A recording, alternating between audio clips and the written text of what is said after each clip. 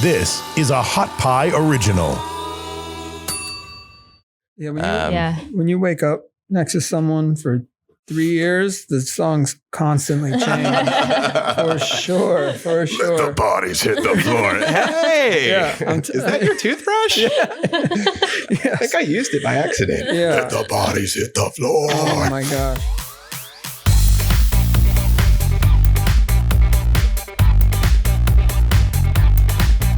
Awesome. So we're here with Daniel and Jane, and my name is Lee, and we are on the Music Fringe, which is the fringe of the music, the outer landscape, the badlands that you should not let your children go into. But I will go in there for you, for I am the music dilettante, a person who cultivates an area of interest in the arts without a real commitment or knowledge. I've spent a lot of time in the dark recesses on Tumblr, SoundCloud, YouTube, a lot of these breeding grounds that are petri dishes of new genres and microgenres of music. And we have one of those today, which is Vaporwave.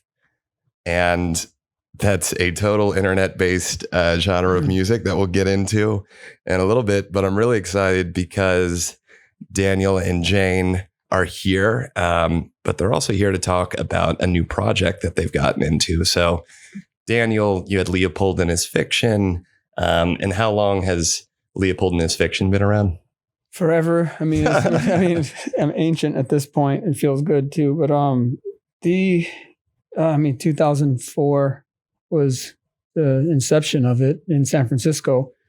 But man, it feels like lifetimes ago, and it has been. You know, every album's a different face to the name. I mean, the continuity comes in digging out a different persona of myself each album. So here we are 5 albums later, 5 people later. And how long ago was that? Almost 15, 16 years. Wow. So here we are with the new thing. But yeah, Leopold's run strong, doing good, but it's taken an introspective turn. A backseat to the juggernaut that is Jane Leo. There it is.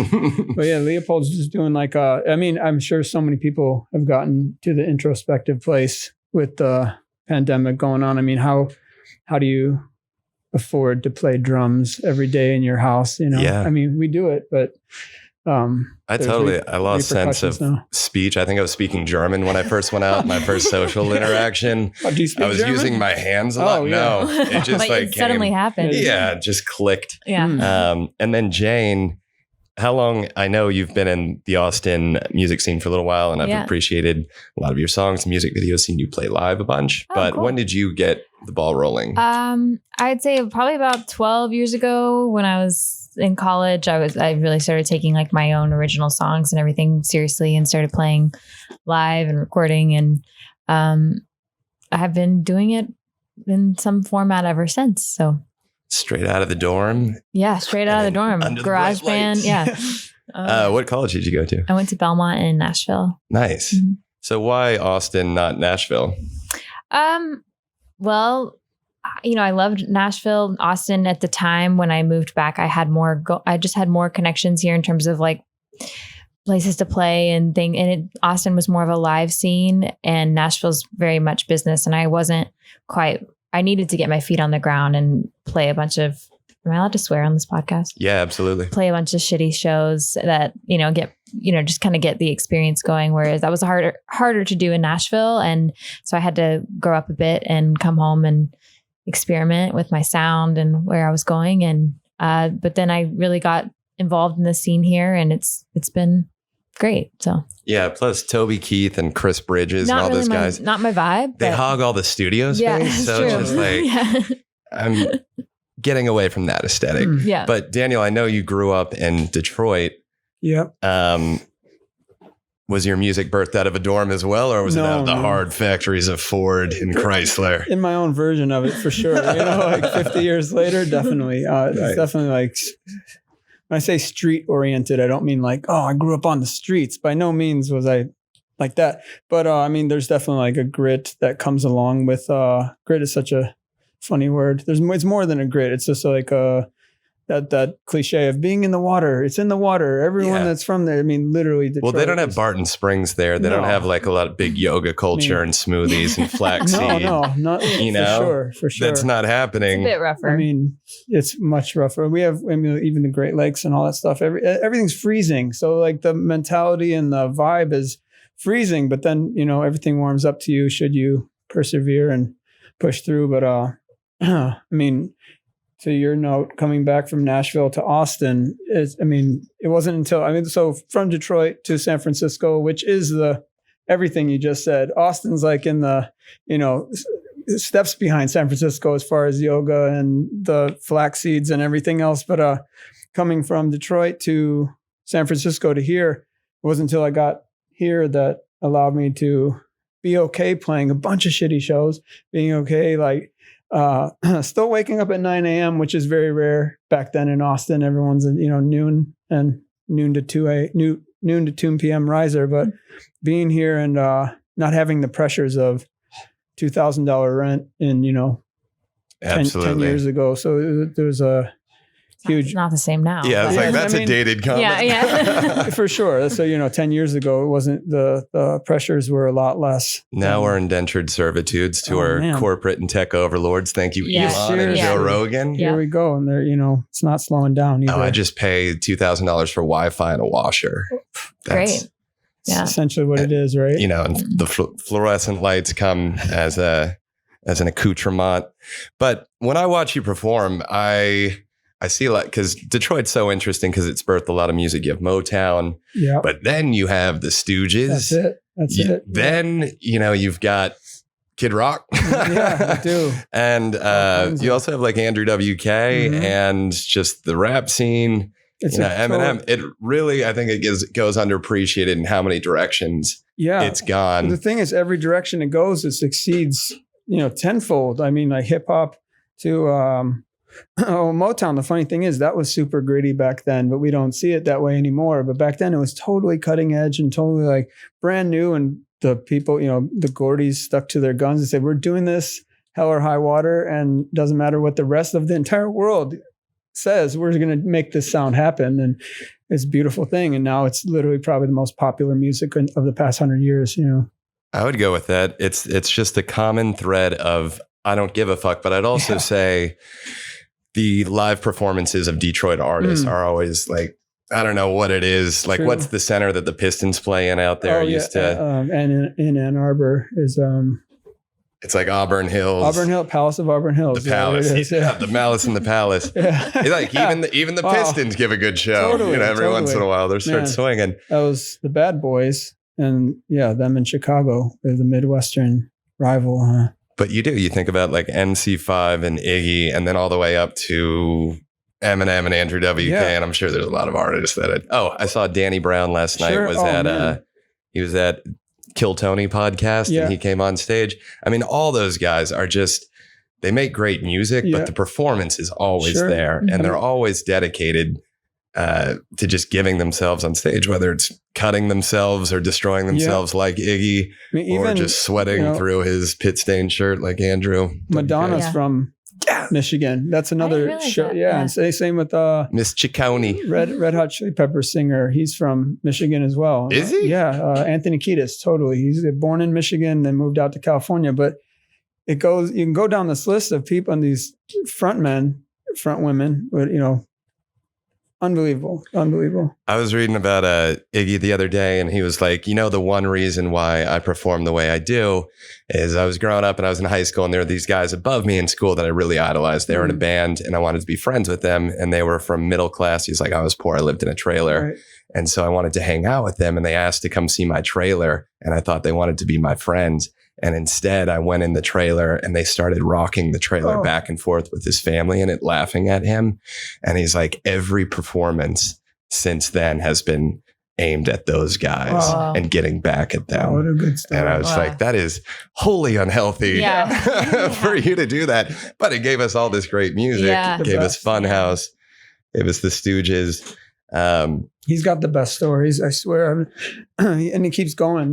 He's got to be mid 70s or something by now, right? And every time I hear him talk, I hope he's making up half of it. You know what I mean? I hope that all that stuff didn't happen to one human, but I mean, he's incredible man. Yeah, he posts a lot on his Instagram with his toucan. Yeah, his bird. You see that? It's like the godfather of punk to Instagram living with your toucan in like Miami. In Miami, right? It's super fun. But how much do you guys know about Vaporwave? We got to get into this. It's a genre of music that a lot of people don't know about unless you're, pale 350 pounds on the internet playing World of Warcraft. Oh. It's one of those. Okay.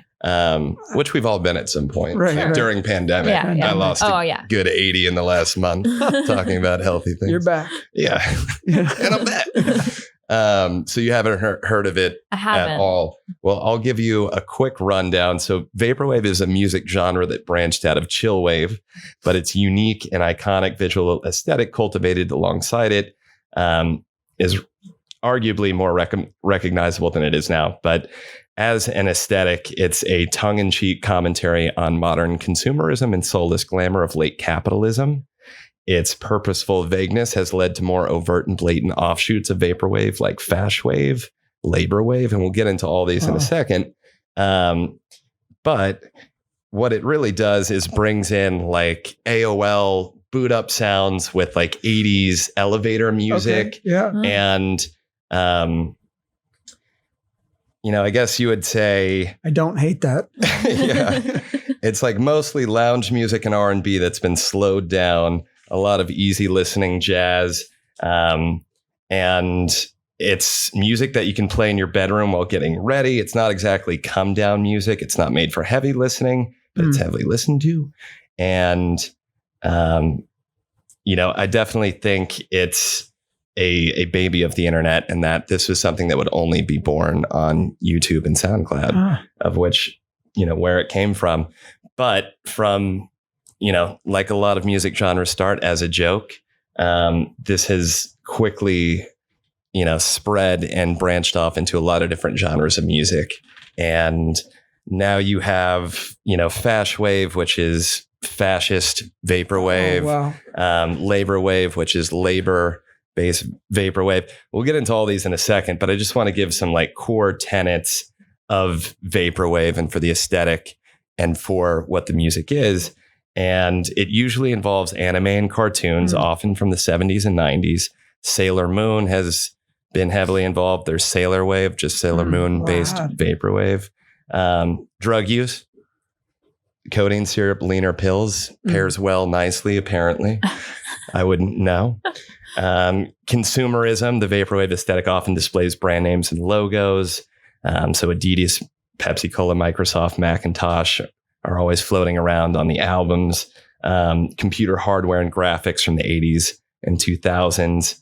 Cities, malls, sadness, distress. It's just the vapidity of our society right now. Yeah. And sounds like super shallow art, like just two-dimensional almost. You see it across the screen more so than you feel it ever. But who knows? I mean, it actually sounds super nuanced too. Yeah. I've never heard of this before. Do you guys ever get like on SoundCloud and like geek out on just like really obscure, styles of music that you didn't think existed before, or like suddenly you're listening to like a Donald Trump speech remix? SoundCloud's really good at that. If you listen to one song, then it takes you on a journey. Totally different. Yeah, they're place. like, hey, freak, you like these too. Sure. You're gonna like this whether you like it or not, and it totally takes you in the craziest place. Like we listening to like literally Devendra Banhart or something. The next thing I know, it's death metal, hip hop, and I'm like, that. I have no idea how that's paired, but I'll roll with it. It's great. But SoundCloud is so. It seems like there's no algorithm, or if there is one, it's going totally against the grain too. Oh, it's made to like destroy our society and to like bring the end of times, which is great. Yeah. That's how the algorithm should be. Should be. Because Facebook right now is just like, how do I make more money? I can get on board with like, no, this should just be like a, plane crash to hell. You never know what you're going to get. And let's exacerbate that through the SoundCloud algorithm. Yeah. If you guys were like dancing in your room alone and the other came in and was just like, what the fuck? Like, I didn't know this was you. Like, what genre of music would you be most embarrassed. This happens often, though. I mean, this happens a lot. Like yesterday morning, I wish I knew the name of that song. Yesterday morning, Jane's alarm goes off, and my daughter's staying with us. So she's getting up to go to school, and all of a sudden, Jane drops this super heavy beat, and Jane's not. Oh no, that was an accident. But sure, it's an accident. It's an accident. I can't. Do you know the name of that song? No. happy accident. Okay, so I'm not about the TikTok life, but I've been advised that we should at least like reserve our Jane Leo name on TikTok. And I was getting all these notifications. It's like, how do I make this stop? And I pulled it up, and it was just like, boom. It was awesome. Just like, I don't even know, like so many foul words in like 2 seconds. And it was the first thing we all heard when we woke up. And his daughter was probably like, what? I'm so into hip hop. I absolutely love it. I feel like that's where all the last of the poets reside. Detroit. Yeah. I guess so. But the people, anyone who's saying anything is usually in a hip hop headspace, even if it is rock and roll or anything. It's maybe it's the rhythms of it or the way that it's comes to your mind and instantly out. Anyway, so when this beat drops at 6:30 in the morning in Jane's room, I literally jumped out of bed. I was so excited, ran over to see what was happening. There weren't dance moves, but I could see that Jane was a little bit embarrassed for sure. I was embarrassed. It was very loud. It was great though. Make that happen more often. What about you? What about you dancing alone to, Silence of the Lamb style? Anything like that? You can see it. You can see it, huh? I mean, I do the tuck every What's once in a while. Song? The Pointer Sisters? Oh, Pointer Sisters. We've been getting into some like old, like, yeah. That's Detroit too, though. Yeah. The Pointer Sisters are from Detroit, so it's not so It's far not off the bad. radar for me. But Until we looked up the lyrics. oh, yeah. But Anything like 80s pop is pretty much not what I represent. I mean, I don't know how visual this podcast is. I mean, if you can watch it, great. But if you're just listening, you'd be able to see that 80s nostalgic vibe is not me. So to walk in on a Pointer Sisters song. Yet, ... Yeah. Because those big suits and the big, True. Yeah. that could be in the next Man, actually most likely will be. iteration. yeah. And just, to get into how you guys met, because I'd love to hear that love story right Oh, now. gosh. How did the synthesis, how did the supernova of Jane Leo, which is the next project that you guys have been working on, how did that come to fruition? I mean, it's a super small town. I mean, you really know everybody if you're doing something that's standout whatsoever. But that we crossed paths so many times, playing shows together, or the organization Black Fret paired us together quite often. And through that, we had met, and Jane was making a video for One of my songs. one of her songs called Attention. And I got this call saying, you got to be in this video. I said, well, I was literally leaving for India the next week or whatever. I said, well, I'm going to do this thing, but when I get back, she says, okay, sure. But there's a few things I got to run by you to make sure you're okay with this. I said, well, whatever it is, just count me in. It doesn't matter. Video's video. There's no bad press, so to say. No. Yeah. And then Jane says, well, you got to be okay with a few things. And I was like, well, sure. Like I said, whatever it is. And she said, well, you have to dress like a baby. And I was like, sure, toddler, no problem. She said, no, a baby. I was like, well. Are you just like fucking with him at this point? I thought It was true. It was true. I was like, He had to wear an adult diaper in Because the that's video. a fetish. Adult diaper. I Oh, didn't big know time. that, Big time. but I do know that now. Let me tell So we you. go through all The this. iceberg. Yeah. I said, hey, okay, a diaper. I guess, sure. What, like we're talking about Iggy. Iggy would do it. If Iggy would do it, what the hell? Yeah, why not? What a You know? great saying to have. Yeah. For sure. Yeah. And so WWJD, WWID. Yeah. there it is. So I, It's kind of scary. verbally, I'm like, yeah, let's do it. Whatever it is. Well, there's more. I was like, how much more could there be than wearing a diaper? Well, you kind of have to, pacify her and rattle her. And I was like, oh God. Okay, sure. Sign He me said up. yes. I'm going to India. I'll be back. We'll do this thing. And so we shoot this whole thing at her brother's house because her brothers have kids. They're like 1 and 2 at the time. So there's big playroom and toys and in this diaper, which would seemingly be embarrassing, but it was, It's kind of hilarious. hilarious and liberating in the sense that, like, if you can get through this, you can get through pretty much anything. And to that point, after you have a kid, doesn't matter. You've been thrown up on so many times and all the other things that you're just like, what the hell? It's just a hardened infant. Yeah, how can you go through life as an adult without wearing a diaper? You know, that's God, no, well, I'm just joking. But I don't know. This is anyways, we make this video. It comes out, and in her own way, this video essentially blows up. There's like 60,000 views, of which there would usually be like 4,000 or 5,000, and all these comments are just off the. We've stumbled into a fetish land without meaning to. Get out of here. Oh yeah. We have some fans. So people have rallied around you and are there just was like the video, and not in our own music lives or anything, but like they are. I mean, if you can merch it out and commercialize that and actually get those people out, make them paying customers. Yeah. Why not? I mean, I don't want to wear a diaper on stage. Have personally. Diaper Fest. Yeah.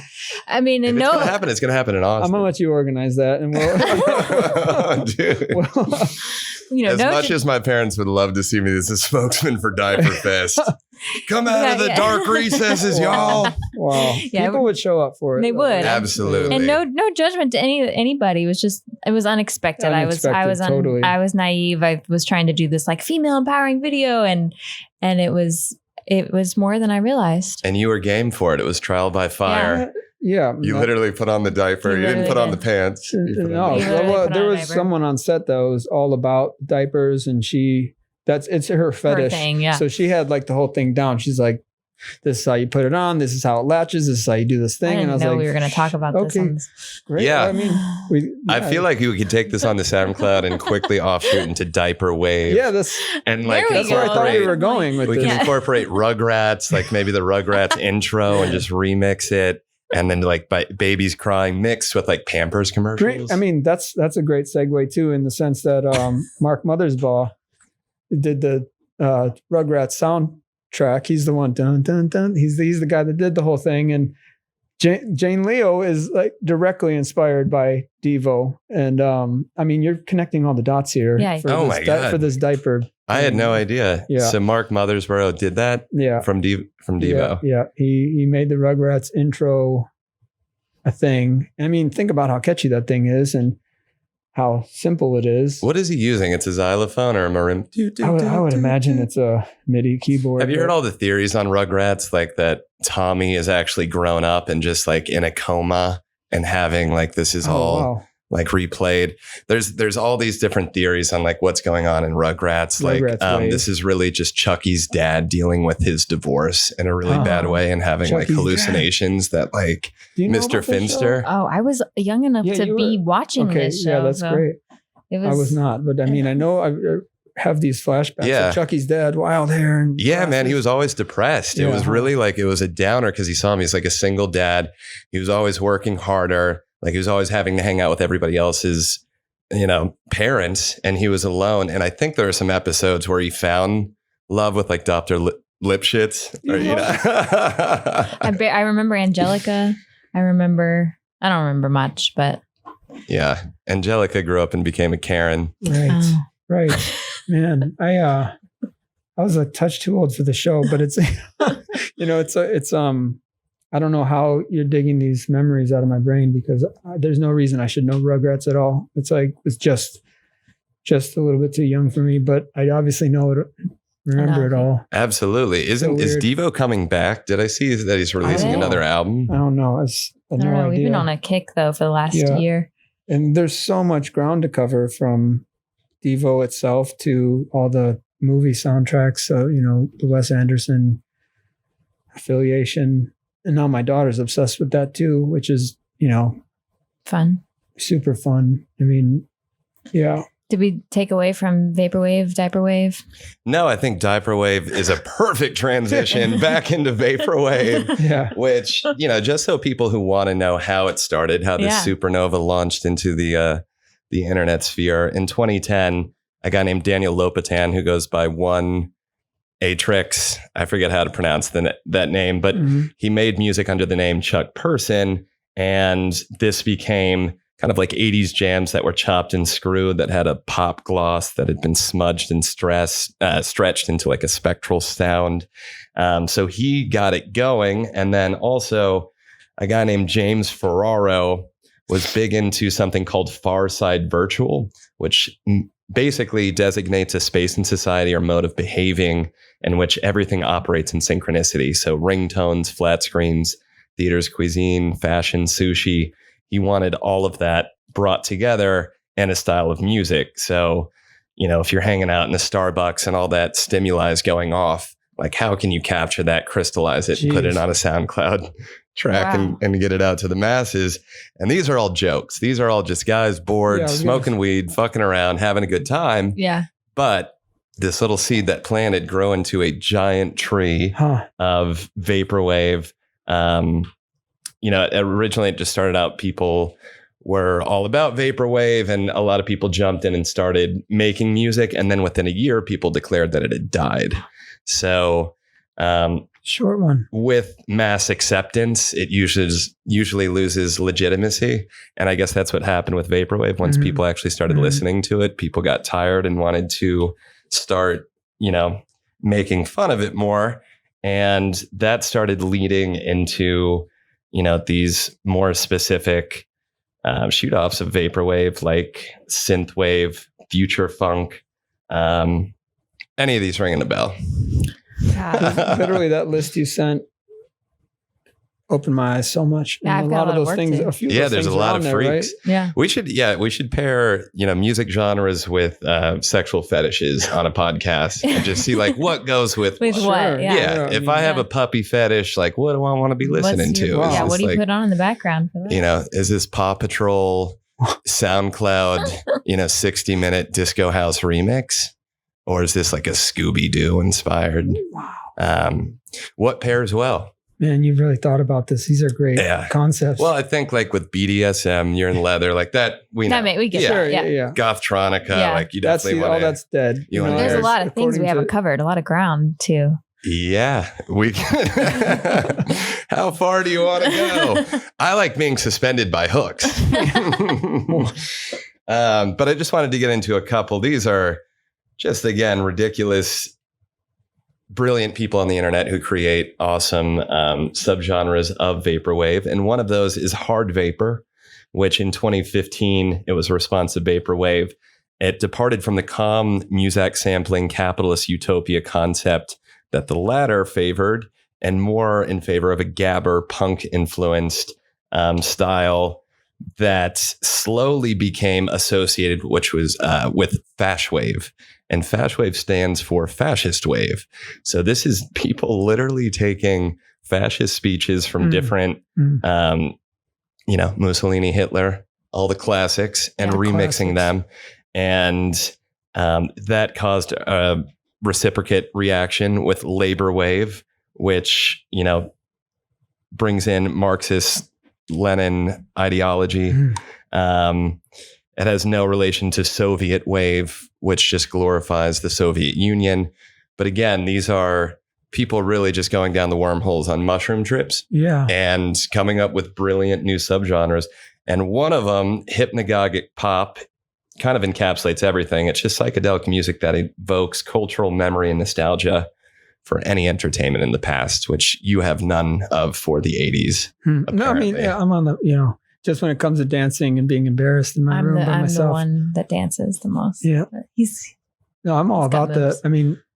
I was born 81, turn of the era. So, I think I just fought it as hard as I could for as long as I could, but I'm back. Here I am. We're back. We're all here. If you had to go back to the 80s and somebody was like, we just need one background dancer, Jane, and you can join any of these hot 80s tours. It could be Madonna, it could be Diana Ross, it could be Cyndi Lauper, it could be anybody. Whose tour are you jumping on and breaking a sweat every night in stadiums across the world? I don't know. Is it even politically correct just to like Michael Jackson anymore? But you can love the art, not the artist. Yeah, that's true. For some people. Sheryl Crow was his background singer. That would have been a way to come up. Sheryl Crow was Michael Jackson's background singer? During the Thriller tour. Exposed. Yeah. Cancel culture. We got her. Cheryl's done. Come on, Cheryl. Couldn't make better decisions in the 80s. Yeah, seriously. So, there was a lot of things that I would have loved to have been a part of then. Yeah, that's absolutely nuts that she was doing that. She just wants to shine the sun. What was that?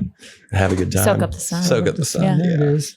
And we're all still trying to soak up the sun. Yeah. As pandemic has left us all pale and melanin deficient. God, and seriously.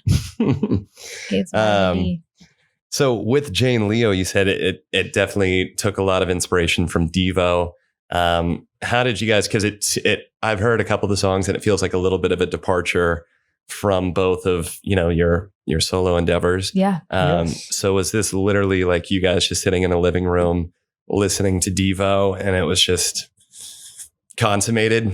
I mean, No. even before the Devo trip was, I mean, the kind of music I make, it's very guitar centric and loud. And like you're saying, is Detroit encapsulated with an Austin twist, maybe, and Jane's, the folk singer with the beautiful voice and everything's going on. I was like, how do we get away from, how do we distance ourselves entirely from that, to be better individuals, to be better musicians? What do we need to do? Do we write for other people? Do we what's the answer here? Because I was at a place where it felt like whatever I'm doing doesn't feel right anymore. And as artists, we all have lulls. And I was in a similar place. Yeah. So I don't know. We didn't like go into it thinking this is a new band. It was, hey, I have this cool riff here. And then I started singing melodies to it. And then, but as we've written more and more together, different artists have come in and really, the Cars were a huge inspiration last year for just obsessed with their first album for a while. And so different artists have come in and definitely shaped our sound as we've shaped our sound, but it didn't start with any like specific goal in mind of what we wanted to sound like. It was just kind of morphing into, for me, it was nice to step outside of myself and like build more of a character. And he's always been very character driven, but it was really nice to separate myself from my own name and, my everything that was just like, this is how I'm feeling today songs to no. What if you're like this person that has a sort of psychotic disorder that you're, coming at it from this direction, just totally different ways of thinking. And it's really opened up a lot of doors for both of us artistically. And I think we've only really just scratched the surface of how weird and far we can go with our sound, Yeah, we were literally we still are pushing each other to do exactly the opposite of what either we've been gifted with a beautiful voice or, played guitar forever. Okay, well, you can't play guitar in this. So what are you going to do? You sing beautifully and your range is great. Well, you're singing monotone for these 2 or 3 songs. How are you going to make that happen? And, so often it's like the minimalistic,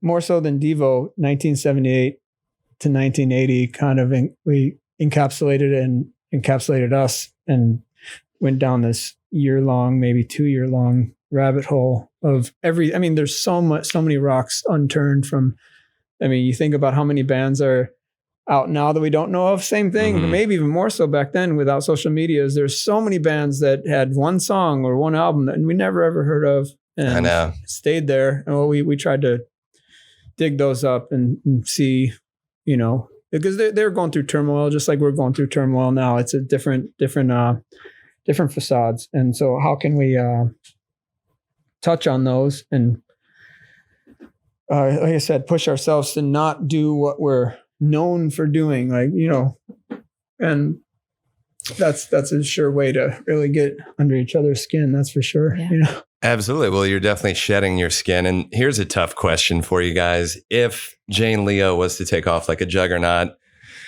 would you be okay leaving your past, your past projects behind and, just letting this take over and just letting those be a footnote in the past? Like maybe Jane Leo, is touring stadiums and they're writing biographies on you. And then you're like, oh. I'm all about these days, like change is the only thing you can depend on. Evolution. And just like shedding my skin over and over again, getting rid of things that don't fit with me or my mindset anymore. It's like really been like as a whole in all aspects of my life, such a cleansing way to think. And being open to, if this is what we're supposed to do, that's awesome. But in our individual projects, they've also totally morphed into other things. My new Jane Ellen Bryant songs don't sound anything like Jane Ellen Bryant 3 years ago. And same with what we're kind of considering his Leopold songs. Like we don't really know what's going to happen. But I do know that we're both like, we have so much energy and excitement for what this is becoming. And I would never want to I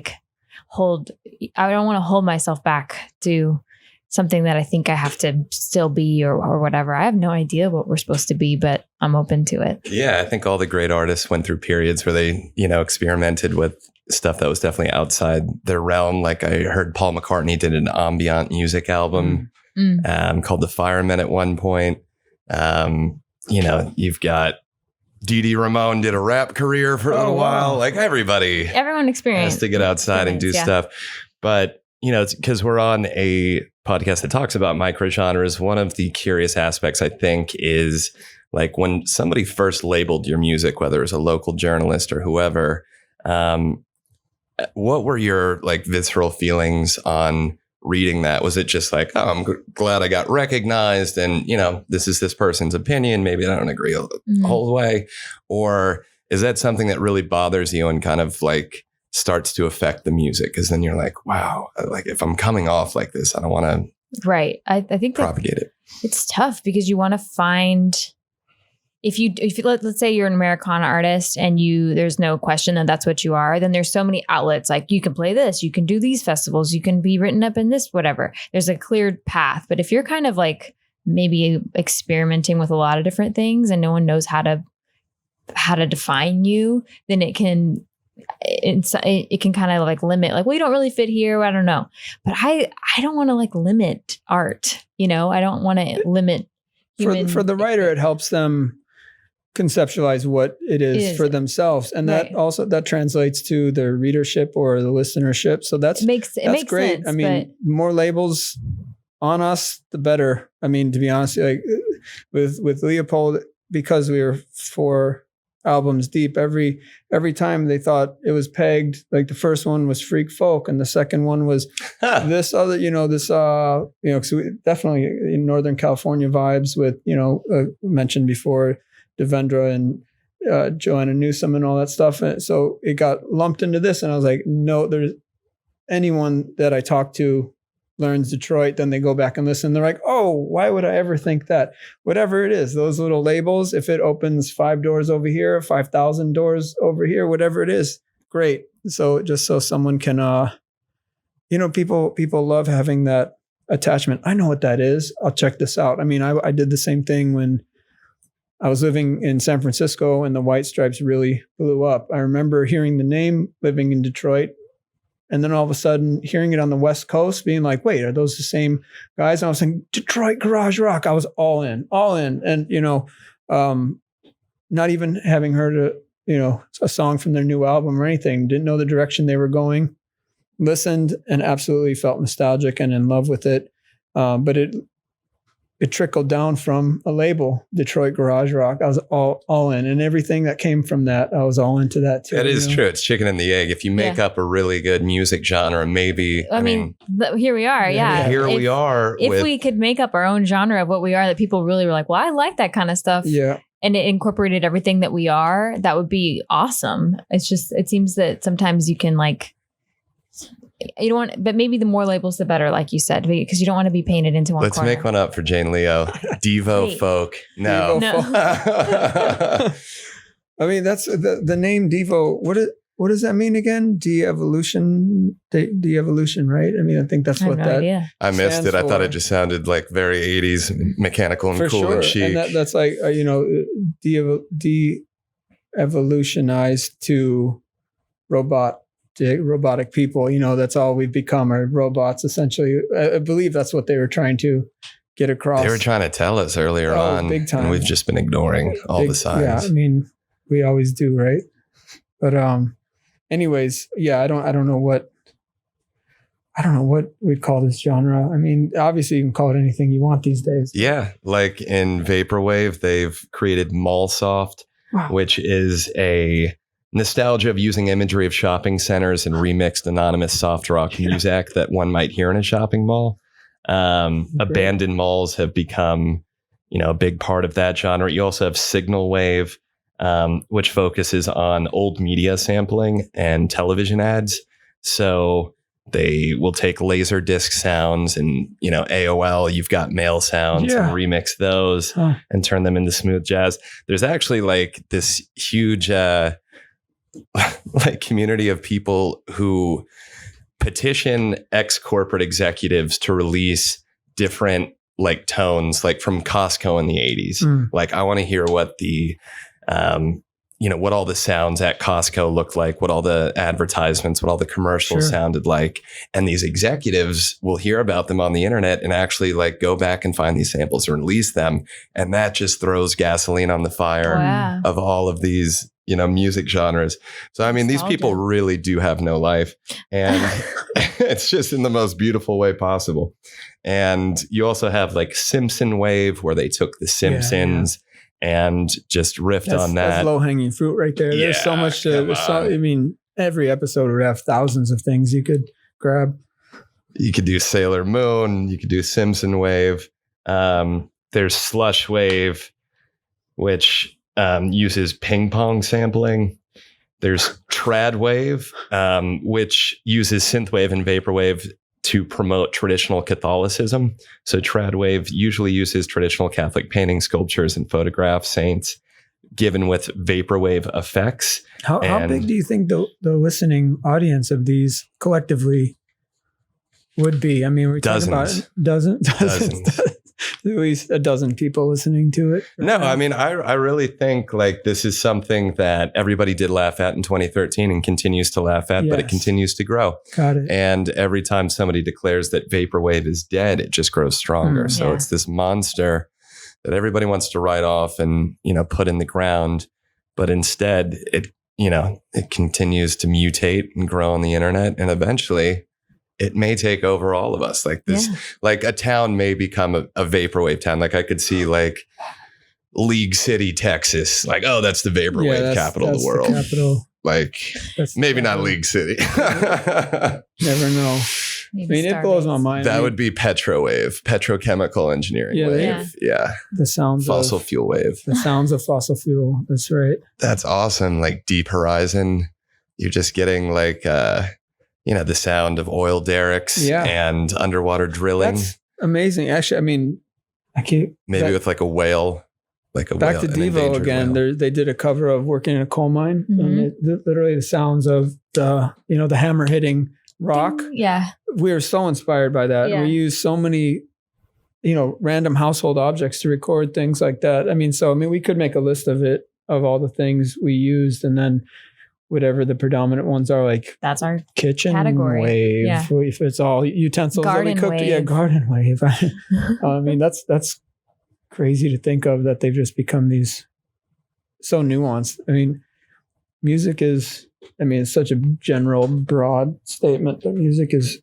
You opened for that one artist. I don't know if you want to say her name, but Jane opened for this artist 2-3 years ago. I'd never heard of, never even knew that kind of music existed. And they asked Jane to open. So I figured, I know what this is going to be, and I get to the show, Jane's done playing and everyone's, I'm at a loss of words right now. It was like a rave, but a cult at the same time. And all these people obviously paid to be a part of the show. And it was, you were there, right? Yeah. You know what I'm talking about. I've been told to not remember it by my Manchurian candidate signals. Exactly. It's, but it blows my mind that there's an artist like that. And then later I looked at the YouTubes and everything else, and she had millions upon millions of views and followers. You just gotta find your crew, Who's our crew? I don't know. That's why we're here. But when we find our crew, we'll know it. Yeah. Well, I'll tell you where a lot of people are waiting. It's on the internet, and they're a lovely group. Yeah. You may never meet them in person, nor want to. Yeah. But they're willing to support Kitchenwave or any elevated garden wave, like yuppie Kitchenwave, just like focusing on like needless products that you don't need. Like this is bed breaking or bread baking. deep trance. Yeah. Juicing. Boiled egg fryer. Yeah. Does that exist? Like useless, just futile things that cost Apple a lot slicer. of money. Yeah. I'm a personal organizer as my day job, so I had to deal with people's kitchen appliances. Neuroses around this lazy Susan doesn't have enough frills. You know on about it. lazy Susans? Wow. I grew up in Texas. There you go. Oh yeah, just put on the Susan, okay? Yeah. Come on, spin it right around now. I'm impressed. Yeah, my lazy Susan knowledge goes deep, I didn't know about deep Lazy enough Susan. to create my own synthwave category around. Lazy Susan. This pop. is Susan Trance, Rock. trance. So I had a fun question for you guys since Jane Leo has now been fully formed. If you were being chased by the police for felonies that can go unsaid, but you're coming to the end of the run, it's a Thelma and Louise situation. You're looking at that cliff. What track do you turn up as you go to your demise together, embracing in your fiery inferno? Our own song or any song? No, any song. Oh, any But it song. could be, yeah. There's a lot of pressure. There's so much pressure. It could be totally ironic too. It could just be like, Cyndi Lauper. What's that? Girls just want to have fun. I don't know. It just popped in my head. Walk on the Wild Side. Yeah. Oh, that's so classic. You know that song, Take a Walk on the Wild Side, Lou Reed, Dave Bowie produced and everything. I'll be lifting so hard at the gym, as you can tell. God damn. Absolutely. Right. Okay. I'll be lifting so hard listening to some whatever, a Vaporwave, whatever it is, just crushing Lazy it. Susan Wave. Lazy Susan Wave, crushing it. Rage Against the Machine. And all of a sudden that song comes on and I do not miss a beat of adrenaline rush and everything. And it's so crazy because it's so. I just feel like that'd be a nice way to just coast over the cliff. That was a really weird tangent. I just realized. Yeah, you did. That's good. You don't have to floor it. Yeah, you just Like, I'm what are going, the cops hey, gonna do? babe, They're not take a gonna walk chase- on the wild yeah. side. I mean, just this is where we're going. And the cops are in the background. Yeah. It's just like, what a cool couple. Yeah. Look at They don't them give a go. They're shit. lifting weights. Going Yeah. across. Actually, cops are not into Lou Reed. Let's be real That's about true. that. That's true. One of my favorite Lou Reed quotes, he's in Australia and they're interviewing him and he's had all these drug convictions and allegations. And he's just sitting there like drinking an Orangina or something. And they ask him like, Lou, why do you do drugs? And he's like, oh, it's better than Monopoly. It's just like, what a great answer. Answer. It is. How simple. But I also wanted to hear you guys talk about if you were to create a cult, what type of music would you propagate onto the masses and how would you govern them?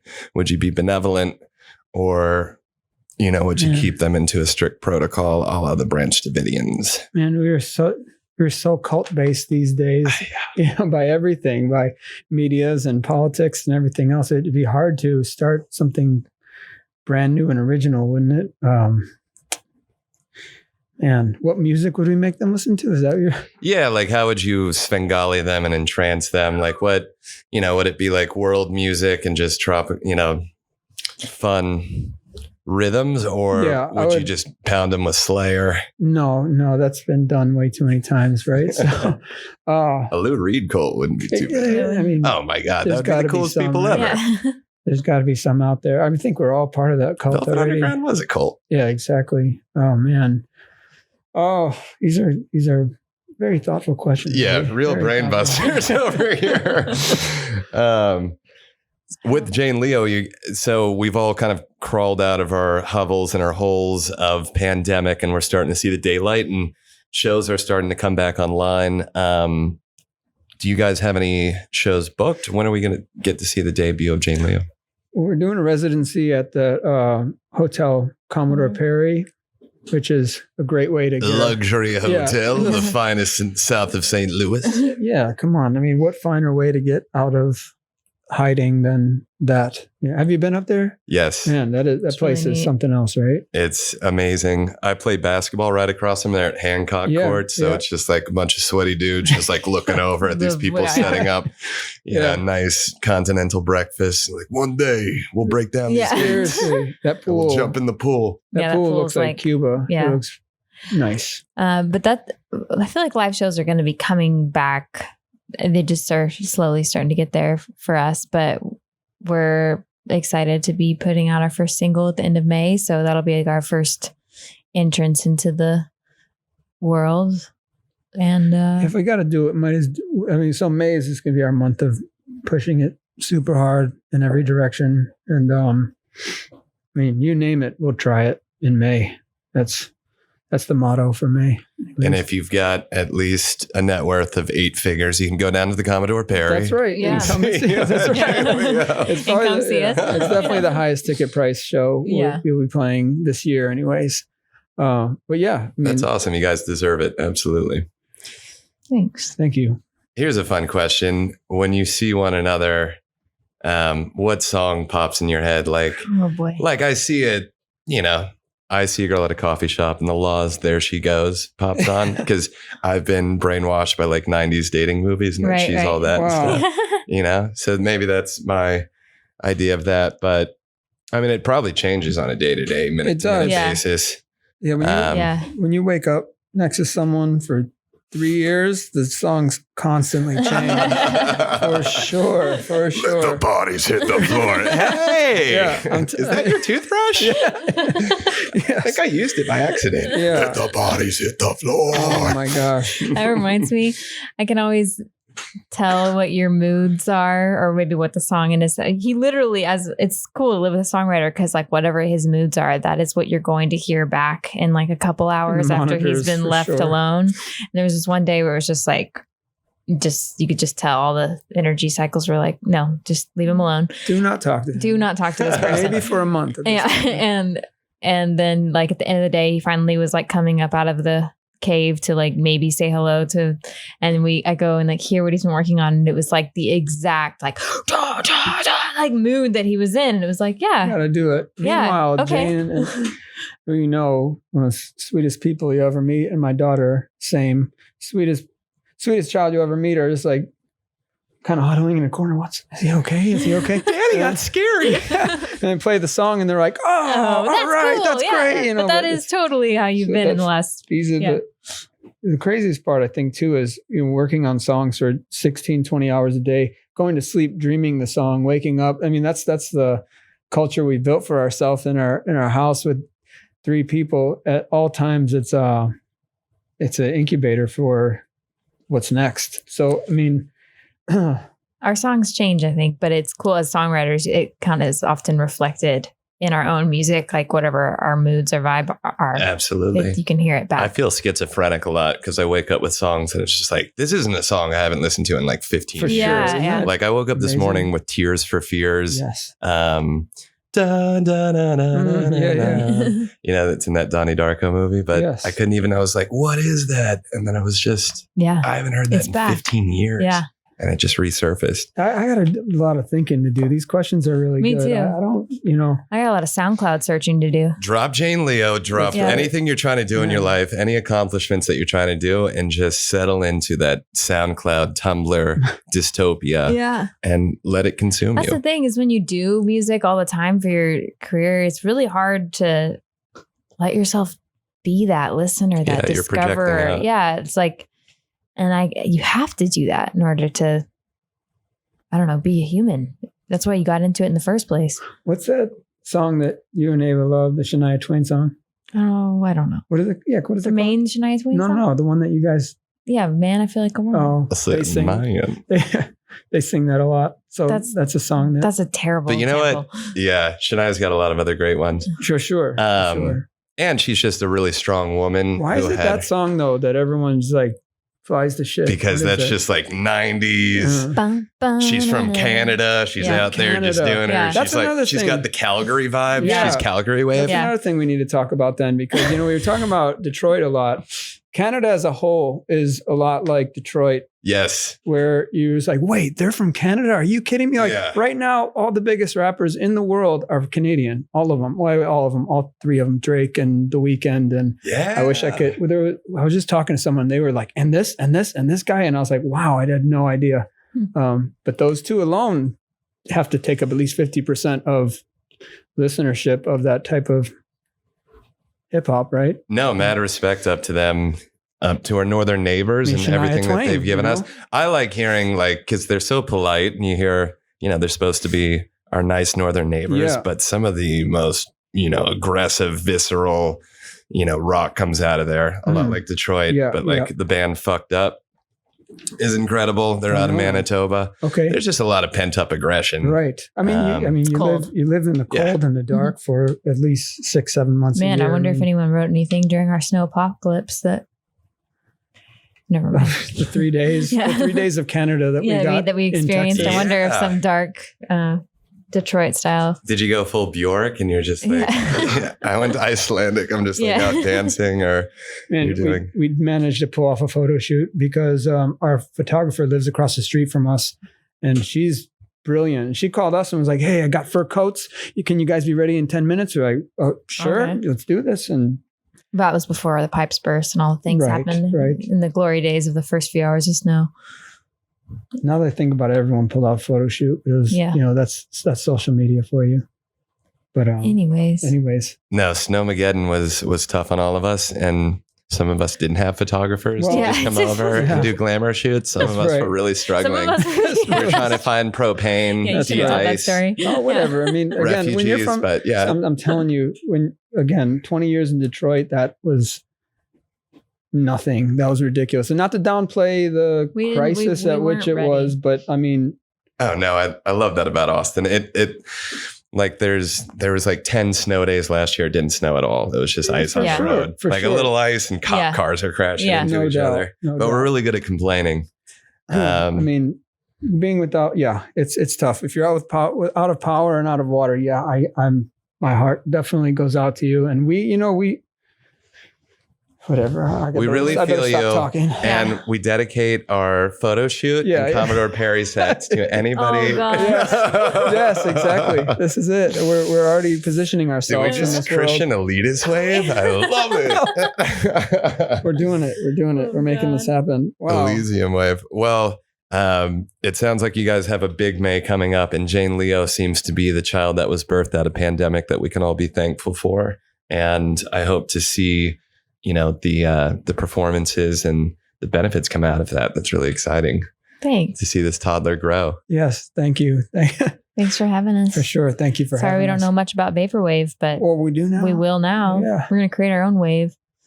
Diaper wave, Vaporwave. Yeah. upscale kitchen wave, Commodore wave. Yeah. Commodore wave. Because Commodore Perry may be the next bastion of music Yeah. in Austin because they've got money. They can actually pay artists That's a decent true. wage. Yeah, for sure. So maybe they create a little scene. Maybe you guys are the anchor of that scene. There'll be Maybe. a documentary about it 10 years from now. Yeah. A really well lit, Yeah. beautiful documentary with Elitist wave. hedges on a manor. Yeah. But thanks again for coming in and gritting through vaporwave subgenres with me, like vapor goth, vapor noise. Anyway, this is all at your fingertips on your keyboard if you have internet access. And thanks again, guys. Thanks. There's for no having real us. way to segue out of this. Thanks for listening. You can find more episodes and all other Hot Pie Media originals baked fresh daily at our home on the web at hotpiemedia.com, the Hot Pie Media YouTube channel, or wherever you listen to podcasts.